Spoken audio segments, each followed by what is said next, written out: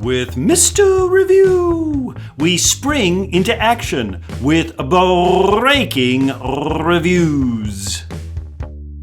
Whew, it's time for a political party. Boy, do we need it. Political parties are what we call a linkage institution. You know, what institutions link we, the people, to you, the government. Something has to connect us. There's so many of us. We use linkage institutions. One is a political party. We are a two-party system, but what do political parties do? Most importantly, political parties recruit candidates. That's right, they want to nominate candidates so that they win elections. Political parties are in the business of winning elections. But what else do they do other than recruit our candidates, or at least try to? Well, they mobilize voters. Yes, party ID, remember, is the number one indicator of who you will vote for.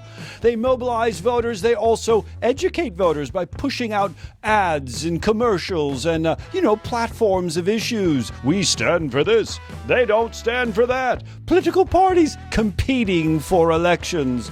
We also know that they manage campaigns. Yes, the infrastructure of a modern campaign is made up of political party leaders. I'm with the Democratic Party. I'm going to campaign for. I'm with the Republican Party. I'm going to help campaign for.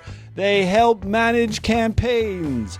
And let's not forget, as much as political parties seemingly are growing weaker, we'll talk about that later, they still are the leadership in our legislative branches. The Republican Party may or may not have the majority of votes in the House. If they do, they get all the leadership positions. The Democrats, if they have the majority in the Senate, they get all the leadership positions. The majority leadership positions in the Senate. Political parties, you may not know exactly what they do, but democracy is unthinkable without political parties.